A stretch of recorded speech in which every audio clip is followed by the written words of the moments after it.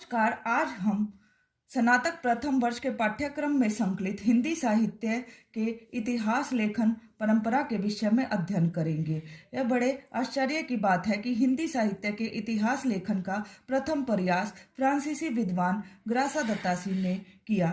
इन्होंने अपने ग्रंथ इस्तवार दे लितियतुर एंदुई ए हिंदुस्तानी में हिंदू और उर्दू कवियों को स्थान दिया, परंतु इस ग्रंथ की एक कमी यह रह गई कि इसमें इन्होंने हिंदी के अतिरिक्त उर्दू कवियों को भी ले लिया, जिसके कारण इसका कलेवर बहुत विस्तृत एवं व्यापक हो गया।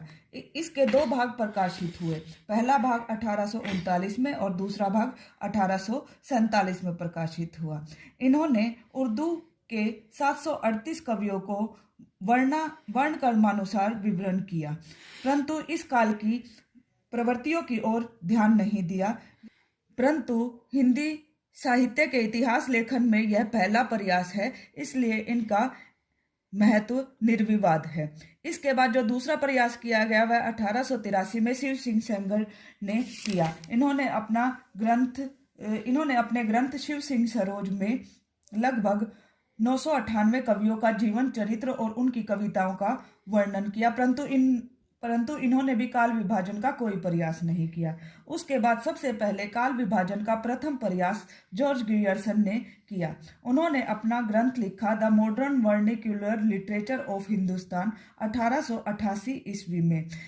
इसमें जॉर्ज ग्रियर्सन ने पहली बार युगीन प्रवृत्तियों का वर्णन किया और यह उनका पहला ग्रंथ है जिसमें युगों का काल विभाजन और प्रवृत्तियों का वर्णन मिलता है।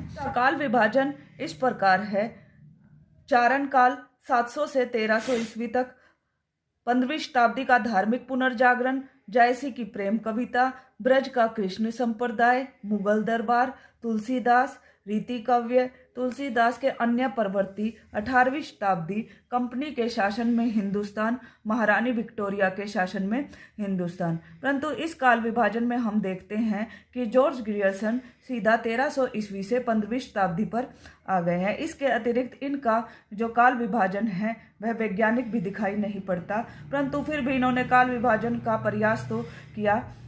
इस दृष्टि से इनका महत्वपूर्ण योगदान माना जाएगा।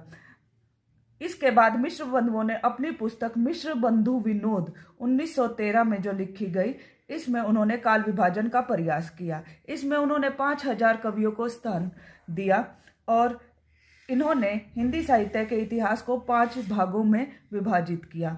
प्रारंभिक काल 700 से 1444 विक्रमी संवत, यह प्रारंभिक काल इन्होंने आदि काल को कहा। माध्यमिक काल भक्ति काल को कहा इन्होंने, और इसके बाद अलंकृत काल इन्होंने रीति काल को कहा। उसके बाद आधुनिक काल अथवा गद्य काल को इन्होंने परिवर्तन काल। पश्चात इस दिशा में महत्वपूर्ण कार्य आचार्य रामचंद्र शुक्ल ने किया। इन्होंने अपने हिंदी साहित्य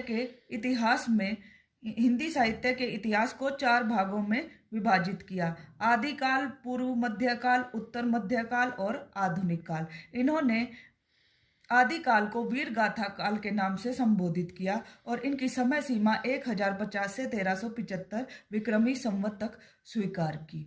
इस काल में उन्होंने वीर गाथाओं की प्रचुरता को देखकर इस काल को वीर गाथा काल कहना उचित समझा। उसके बाद इन्होंने पूर्व मध्य काल को भक्ति काल के नाम से संबोधित किया।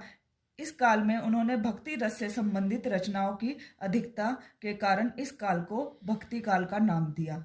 इसके बाद उत्तर मध्य काल को इन्होंने रीति काल के नाम से संबोधित किया। रीति काल में रीति तत्वों की प्रचुरता के कारण इस काल को रीति काल का नाम दिया, जो आज भी मान्य है। और इसके पश्चात इन्होंने आधुनिक काल को गद्य काल के नाम से संबोधित किया, जो आज भी अनुकरणीय है, क्योंकि इस काल में गद्य का विकास हुआ। जैसा विकास हुआ वो आज तक अन्य किसी काल में नहीं हो पाया, तो इस काल को उन्होंने गद्य काल कहना उचित समझा।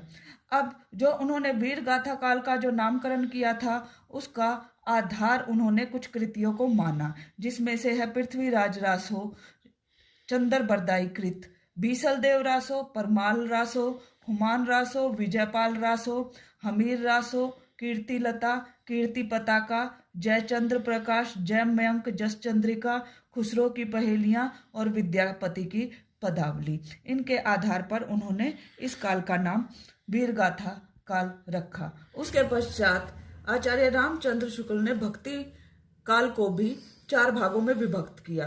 इनमें सबसे पहला जो है वह है ज्ञान मार्गी शाखा, जिसमें उन्होंने निर्गुण संत कवियों की कविताओं को लिया।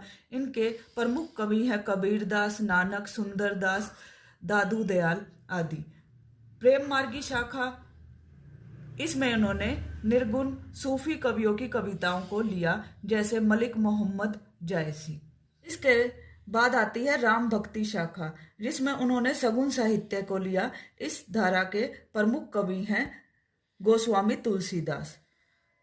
और जो चौथी काव्य धारा है वह है कृष्ण भक्ति शाखा, इसमें भी उन्होंने सगुन साहित्य को लिया। इसके प्रमुख कवि हैं सूरदास, नंददास, परमानंद दास, कुंभन दास, कृष्णदास और मीराबाई और रसखान। अब इसमें यह बात स्पष्ट करनी आवश्यक हो जाती है कि निर्गुण कवि कौन थे और सगुण साहित्य क्या था। अब निर्गुण कवियों में जिन कवियों की कविताएं ली गई उसमें प्रभु का जो रूप, गुण और आकार स्वीकार नहीं किया गया, और जो सगुण साहित्य है उसमें उन्होंने प्रभु के रूप, गुण का वर्णन किया है, तो वह सगुण साहित्य के अंतर्गत आता है। चलो, आचार्य रामचंद्र शुक्ल ने उत्तर मध्य काल को रीति काल के नाम से संबोधित किया है। इस काल को उन्होंने रीति ग्रंथों की प्रचुरता के कारण यह नाम दिया, परंतु पंडित विश्वनाथ प्रसाद मिश्र ने इस काल के कवियों को पुनः तीन श्रेणियों में विभाजित किया: रीतिबद्ध, रीति मुक्त और रीति सिद्ध। रीतिबद्ध कवियों में देव, चिंतामणि, भिखारी दास, मतीराम, केशव कवि आते हैं, और रीति मुक्त कवियों में घनानंद, बोधा, आलम, ठाकुर, और रीति सिद्ध कवि में एकमात्र कवि हैं बिहारी। इसके बाद आधुनिक काल को शुक्ल जी ने फिर से 5 भागों में विभक्त किया, जिसमें पहला काल है भारतेंदु काल। इसके प्रमुख कवि हैं भारतेंदु हरिश्चंद्र, प्रताप नारायण मिश्र, राधाचरण गोस्वामी, बाल मुकुंद गुप्त आदि। इसके बाद आता है द्विवेदी युग। इसके प्रमुख कवि हैं महावीर प्रसाद द्विवेदी, मैथिली शरण गुप्त, अयोध्या सिंह उपाध्याय, सोहनलाल द्विवेदी आदि। तीसरा जो काल है वह छायावादी युग है। इसके प्रमुख 4 स्तंभ हैं: जयशंकर प्रसाद, सुमित्रानंदन पंत, सूर्यकांत त्रिपाठी निराला और महादेवी वर्मा। इसके बाद आता है प्रगतिवादी युग। इनके प्रमुख कवि हैं नागार्जुन, रामविलास शर्मा, मुक्ति बोध, केदारनाथ अग्रवाल, शिव मंगल सिंह सुमन आदि। 5वां जो युग है वह है प्रयोगवादी युग। इनके प्रमुख कवि हैं सच्चिदानंद, हीरानंद, वात्स्यानंद अगय। सच्चिदानंद, हीरानंद, वात्स्यानंद अगय, गिरिजा कुमार माथुर, प्रभाकर माचवे, भारत भूषण अग्रवाल आदि। आचार्य शुक्ल के साथ साथ डॉक्टर राम कुमार वर्मा का योगदान भी इस दिशा में विशेष रूप से उल्लेखनीय है। इनके ग्रंथ का नाम था हिंदी साहित्य का आलोचनात्मक इतिहास। इस ग्रंथ का प्रकाशन 1938 ईस्वी में हुआ। इन्होंने आदि काल को 2 भागों में विभक्त किया: संधि काल और चारण काल, और उन्होंने भक्ति काल को भक्ति काल नाम से ही अभिहित किया, और उसके बाद रीति काल और आधुनिक काल।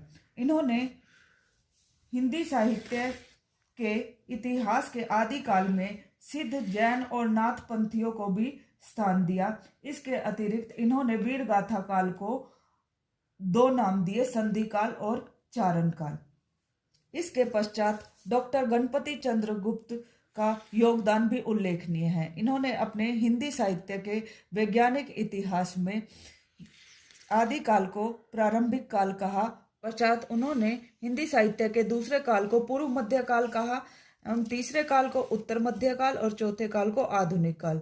इस प्रकार हम देखते हैं कि प्रारंभिक काल को छोड़कर अन्य कालों का नामकरण करने में उन्होंने आचार्य रामचंद्र शुक्ल का ही अनुकरण किया। इसके बाद जो महत्वपूर्ण स्थान आता है वह आचार्य हजारी प्रसाद द्विवेदी का आता है। उन्होंने हिंदी साहित्य से संबंधित 3 पुस्तकें लिखी। पहली पुस्तक का नाम था हिंदी साहित्य की भूमिका, जो उनके स्वतंत्र लेखों का संग्रह है। दूसरा उनका ग्रंथ है हिंदी साहित्य उद्भव और विकास, और तीसरा हिंदी साहित्य का आदिकाल।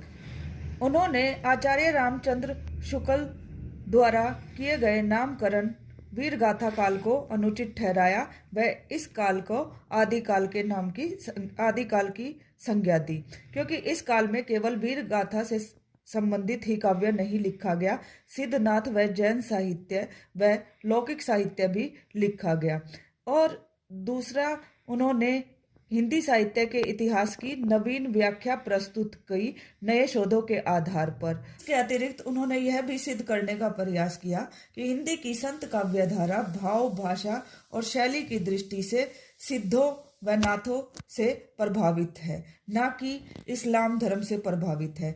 इसके अतिरिक्त उन्होंने यह भी स्पष्ट किया कि हिंदी के जो प्रेमाख्यानक काव्य हैं वह कथा वस्तु, कथानक रूढ़ियों आदि की दृष्टि से संस्कृत, प्राकृत और अपभ्रंश काव्य के ऋणी हैं। इस प्रकार उन्होंने हिंदी साहित्य के इतिहास में नवीन विचारों का संकलन किया। इतिहास ग्रंथों के साथ साथ हमें कुछ ऐसे शोध ग्रंथ भी प्राप्त हुए हैं जो हिंदी साहित्य के इतिहास की नूतन व्याख्या प्रस्तुत करते हैं। इनमें उल्लेखनीय है डॉक्टर भगीरथ प्रसाद मिश्र का हिंदी साहित्य का इतिहास, डॉक्टर नगेंद्र का रीति काव्य की भूमिका, श्री विश्वनाथ प्रसाद मिश्र का हिंदी साहित्य का अतीत, डॉक्टर टीकम सिंह तोमर का हिंदी वीर काव्य, ब्रज रतन दास का खड़ी बोली हिंदी साहित्य का इतिहास, मोतीलाल मेनारिया का राजस्थानी साहित्य की रूपरेखा